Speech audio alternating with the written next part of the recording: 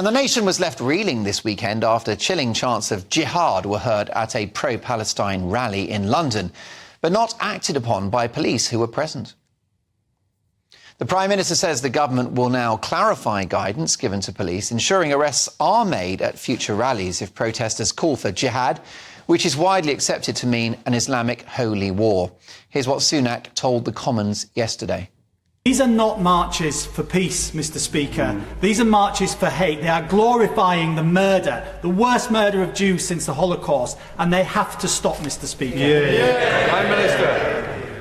Mr. Speaker, hateful extremism has no place in our society.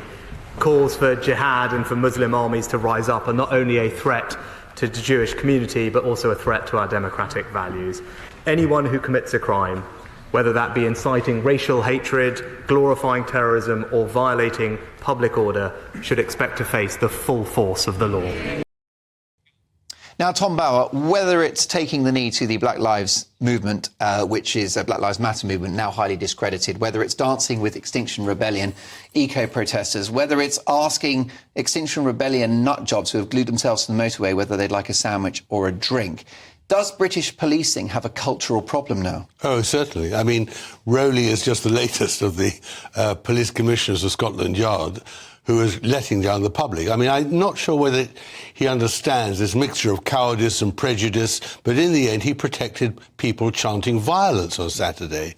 And he not only protected those advocating violence, but denied those, the Jews, who are pleading for peace, their right to demonstrate. Right. And he hides behind this idea that he hasn't got the law on his side. But when he said he couldn't stop the Just Stop Oil demonstrators because the law wasn't tough enough, the government changed the law to give him the powers, and he didn't use them. Said again the law isn't strong enough. And what's really worrying is that he said that he had been watching the demonstration with lawyers from the CPS, the same CPS that can only manage 1% of all rape cases being prosecuted. These aren't proper lawyers. These are all prejudiced culture wokes. These are people who are politically correct, who are too terrified to take on the Muslim extremists and think to themselves, unfortunately, historically, which is quite consistent, doesn't matter about the Jews.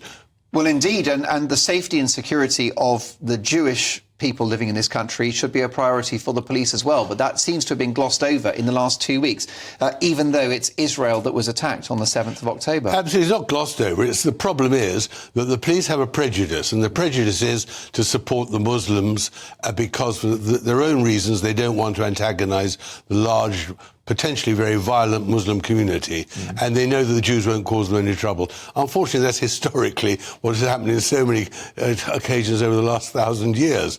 But the real problem is I don't think Rowley himself is a courageous man. I don't think he's a man with insight. What actually is the challenge to the state? And unfortunately, that is something that's grown up for years in Britain, that the government and all the institutions have allowed militant Muslims, not the general mass, but the Islamic militants, to become absolutely protected from the law. And that, in the end, ended in the terrible bombing in Manchester. And I just tell you, remember the horror in Britain when the Manchester bombing happened, and the anger.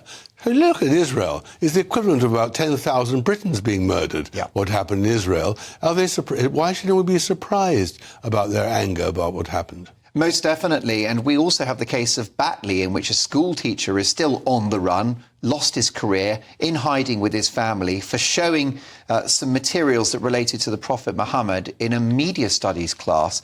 This guy hounded out of his job and home and on the run in Britain. Exactly. And nothing happened to the Muslims who terrorised him.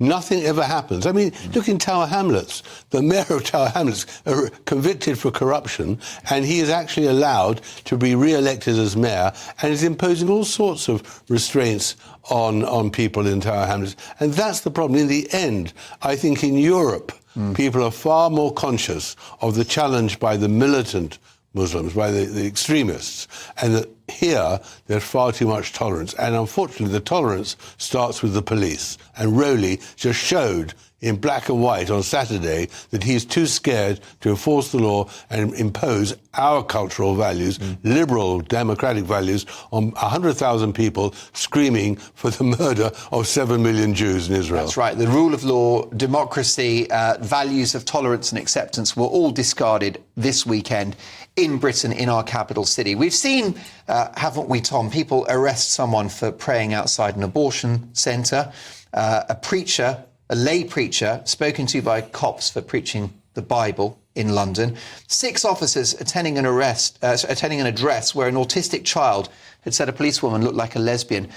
The police risk bringing themselves into disrepute, don't they? Public confidence is critical, and at the moment it's on a knife edge.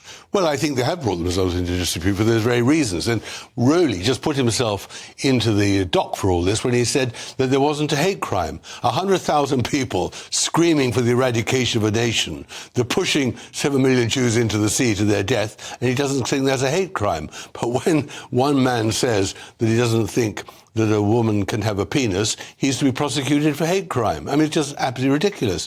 And the problem is that no one is telling the police this won't do. But it's the culture of the police. We're dealing with a terrible cultural problem, which doesn't only in the police, but in the civil service and so in so many public institutions.